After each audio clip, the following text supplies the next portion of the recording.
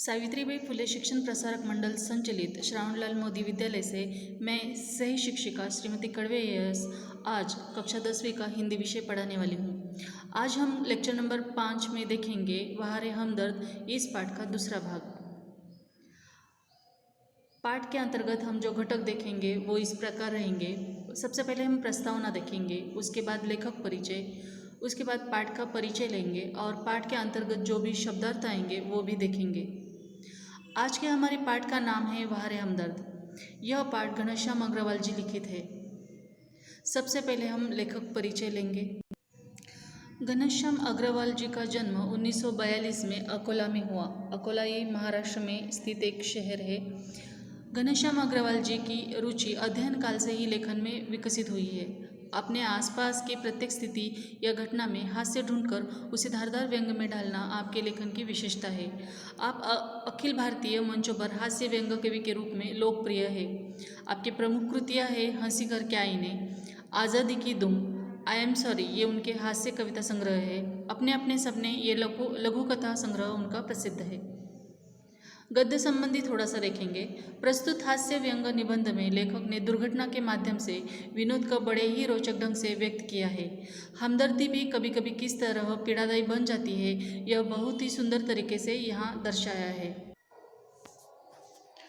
अस्पताल में इलाज के लिए भर्ती हुए मरीज को देखने की परंपरा समाज में पुरानी है। इससे मरीज को खुशी होती है और कुछ समय के लिए उसका ध्यान अपने कष्ट की ओर से हट जाता है। पर कुछ मिलने वाले ऐसे होते हैं जो मरीज के लिए परेशानी का कारण बन जाते हैं। इस हास्य व्यंग्यात्मक निबंध में लेखक ने दुर्घटना के माध्यम से ऐसे ही एक स्थिति का चित्रण किया है। अब देखिए, लेखक का एक्सीडेंट हुआ है, उनकी साइकिल से एक कार टकरा गई और इसकी वजह से लेखक अस्पताल में भर्ती है क्योंकि उनकी एक टांग टूट गई है। अब उनको एक सरकारी अस्पताल में भर्ती किया गया है। एक तो सरकारी अस्पताल का हाल हमें पता है बहुत ही बुरा होता है, वहाँ की व्यवस्था इतनी अच्छी तो होती नहीं है और मिलने आने वाले लोगों का तांता भी वहाँ पर बहुत ज़्यादा लग जाता है। अब लेखक को एक प्राइवेट रूम में वहाँ भर्ती किया गया था और इसलिए वहाँ आने जाने वालों की भीड़ लग रही थी। लेखक के जो ऑफिस के बड़े बाबू हैं वो उनसे मिलने आते ही जब देखते हैं कि लेखक सोए हुए हैं, तो हालांकि देखा जाए तो लेखक ने वो नाटक किया था सोने का, क्योंकि आने वालों की वजह से वो बहुत ज़्यादा परेशान हो रहे थे और बड़े बाबू आए हैं ये लेखक को पता था, लेकिन उन्होंने नींद में होने का ढोंग रच लिया था।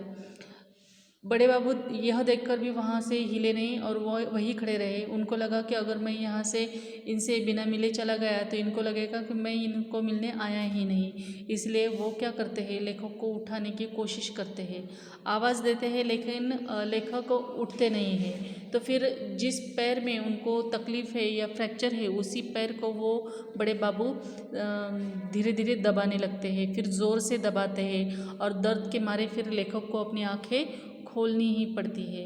फिर बड़े बाबू कहते कि कहिए कैसा है आपका दर्द। इस प्रकार के जो मिलने वाले हैं इनसे लेखक परेशान है। और अब हम आगे देखेंगे कि लेखक से और कौन कौन मिलने आता है। मोहल्ले वाले अपनी फुर्सत से आते हैं। उस दिन जब सोनाबाई अपने 4 बच्चों के साथ आई तो मुझे लगा कि आज फिर कोई दुर्घटना होगी। आते ही उन्होंने मेरी ओर इशारा करते हुए बच्चों से कहा, ये देखो चाचा जी। उनका अंदाज कुछ ऐसा था जैसे चिड़ियाघर दिखाते हुए बच्चों से कहा जाता है, ये देखो बंदर।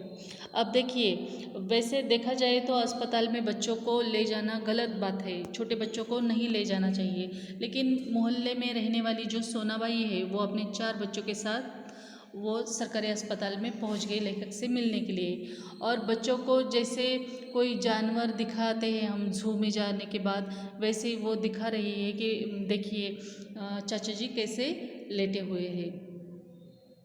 बच्चे खेलने लगे, एक कुर्सी पर चढ़ा तो दूसरा मेज़ पर। सोनाबाई की छोटी लड़की दवा की शीशी लेकर कथकली डांस करने लगी। रप रप की आवाज़ ने मेरा ध्यान बटाया। क्या देखता हूँ कि सोनाबाई की एक लड़का मेरी टांग के साथ लटक रही रेती की थैली पर बॉक्सिंग की प्रैक्टिस कर रहा है।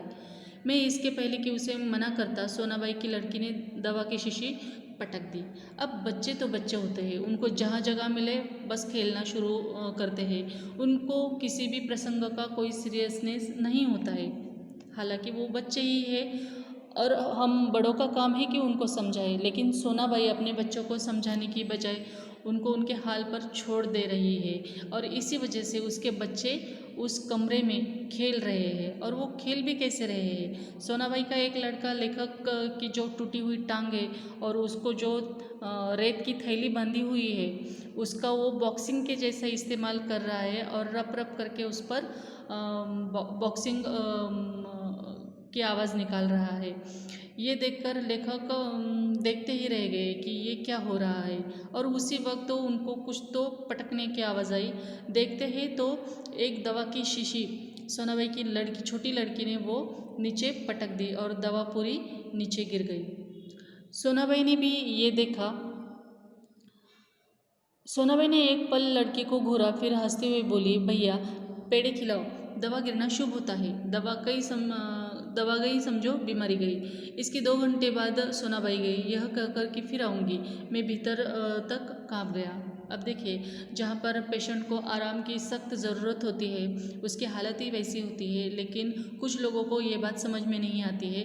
सोनाबाई के लड़कों ने वहाँ जाकर उधम मचा दिया, दवाई की शीशी गिरा दी और अपने बच्चों ने जो नुकसान किया है या जो तकलीफ़ दी है पेशेंट को उस पर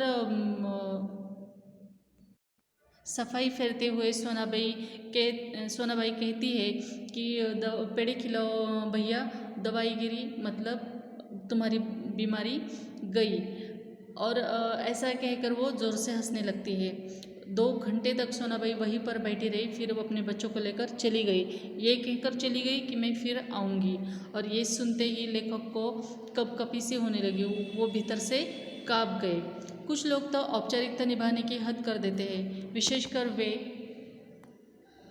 रिश्तेदार जो दूसरे गांव से मिलने आते हैं। ऐसे में एक दिन एक टैक्सी कमरे के सामने आकर रुकी।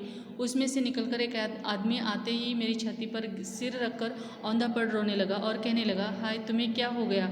कार वालों का सत्यानाश हो। मैंने दिल में कहा कि मुझे जो हुआ सो हुआ, पर तू क्यों रोता है? तुझे क्या हुआ? वह थोड़ी देर मेरी छाती में मुंह गड़ाए रोता रहा, फिर रोना कुछ कम हुआ। उसने मेरी छाती से गर्दन हटाई और जब मुझसे आंख मिलाई तो एकदम चुप हो गया।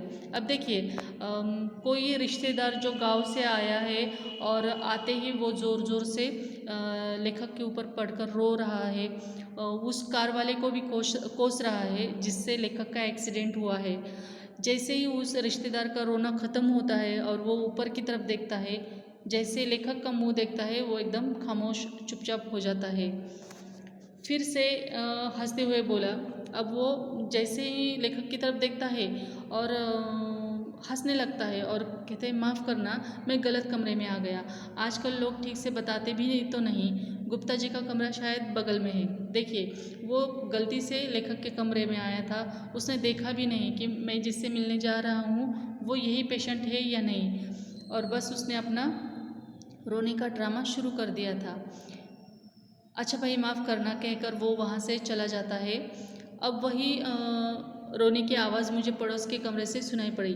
जिस तरीके से वो इंसान लेखक के पास रो रहा था उसी तरह की आवाज़ अब पड़ोस के कमरे से आने लगी। मुझे उस आदमी से अधिक गुस्सा अपनी पत्नी पर आया, क्योंकि इस प्रकार रोता देख पत्नी ने उसे मेरा रिश्तेदार या करीबी मित्र समझकर टैक्सी वाले को पैसे दे दिए थे। अब जिस तरीके से वो इंसान कमरे में एकदम से घुसा और ज़ोर ज़ोर से रोने लगा, तो लेखक की पत्नी की गलतफहमी हो गई कि उनको लगा लेखक का कोई नज़दीकी रिश्तेदार है गांव का या फिर कोई दोस्त है पुराना, और इस वजह से उसने झट से टैक्सी वाले का किराया अदा कर दिया था। और इस वजह से लेखक को और ज़्यादा चिढ़ अपनी पत्नी पर आने लगी थी। हमदर्दी जताने वालों में वे लोग ज़रूर आएंगे जिनकी हम सूरत भी नहीं देखना चाहते। हमारे शहर में एक कवि है श्री लपकानंद, उनकी बेतुकी कविताओं से सारा शहर परेशान है। मैं अक्सर उन्हें दूर से देखते ही भाग खड़ा होता हूँ। जानता हूँ जब भी मिलेंगे 10-20 कविता पिलाए बिना नहीं छोड़ेंगे।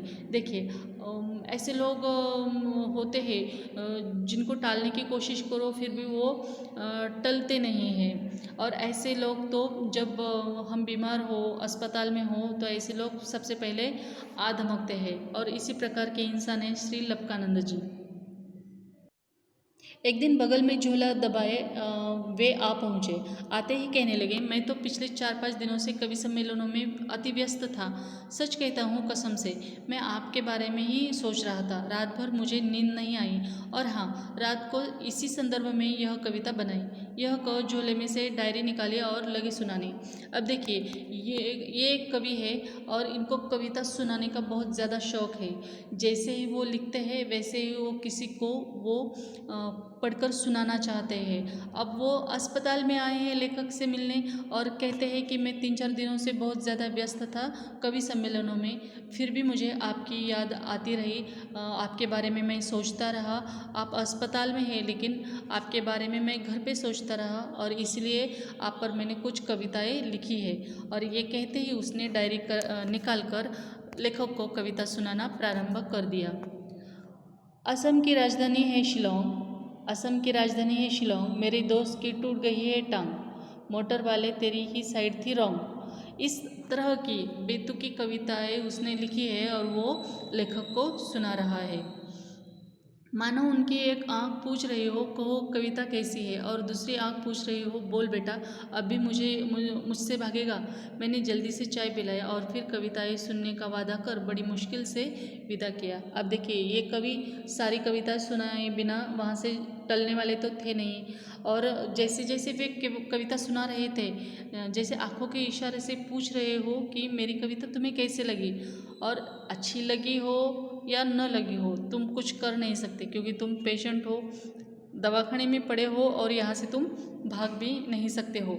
अब मेरी कविता से कैसे बचोगे, जैसे ऐसे वो पूछ रहे हो लेखक से। अब इनसे तो पीछा छुड़ाना था लेखक को, इसलिए उन्होंने जल्दी से लपकानंद जी को चाय पिलाई और वहाँ से चलता बनाया। अब मैं रोज़ ईश्वर से प्रार्थना करता हूँ कि हे ईश्वर, अगर तुझे मेरी दूसरी टांग भी तोड़नी हो तो ज़रूर तोड़े, मगर कृपा कर उस जगह तोड़ना जहाँ मेरा कोई भी परिचित न हो, क्योंकि बड़े बेदर्द होते हैं ये हमदर्दी जताने वाले। देखिए, अब अंत में लेखक भगवान से प्रार्थना करता है कि हे भगवान, अगर तुझे मेरा एक्सीडेंट ही करवाना है तो ऐसी जगह करवा जहाँ पर कोई पहचान वाला न हो, और मैं ऐसी जगह पर एडमिट हूँ जहाँ पर लोगों को पता ना हो मेरे बारे में, तभी मेरा एक्सीडेंट करवा, क्योंकि ये जो हमदर्दी जताने आते हैं वे बड़े ही बेदर्द होते हैं, इसलिए इनसे मुझे बचा के रखना, ऐसा लेखक का कहना है। देखिए, अपने एक्सीडेंट की एक घटना को लेकर लेखक ने यहाँ हास्य व्यंग प्रस्तुत किया है, लेकिन देखा जाए तो ये करारा व्यंग है उन लोगों पर जो अस्पताल में लोगों से या मरीज से जब मिलने जाते हैं तब वहाँ की कुछ परहेज़ उनको पालने चाहिए। जैसे कि मरीज़ से अगर हम अस्पताल में मिलने जाते हैं तो सावधानियाँ बरतिए, वहाँ पर कम बोलिए, कम देर वहाँ पर रुकिए, और बच्चों को तो वहाँ पर बिल्कुल भी नहीं ले जाना चाहिए, क्योंकि बच्चे तो चुलबुले होते हैं, उनको कितना भी कहे तो वो सुनने वालों में से तो होते नहीं, इसलिए अस्पताल में हमें बच्चों को नहीं ले जाना चाहिए। इस प्रकार वारे हमदर्द यह पाठ हमने यहाँ पर समाप्त किया है। अब इस पाठ के अंतर्गत जो कठिन शब्द आए हैं उनके अर्थ हम देखेंगे। फ़िक्र का मतलब है चिंता और हमदर्दी का मतलब है सहानुभूति। एहसान का मतलब है कृतज्ञता और औंधा मतलब उल्टा। यहाँ पर कुछ मुहावरे भी आए हुए हैं, जैसे टांग अड़ाना मतलब बाधा डालना, काम फूटना मतलब भयभीत होना। इस प्रकार वारे हमदर्द इस पाठ का दूसरा भाग हमने समाप्त किया। अगले लेक्चर 6 में हम मन यह कविता देखेंगे। धन्यवाद।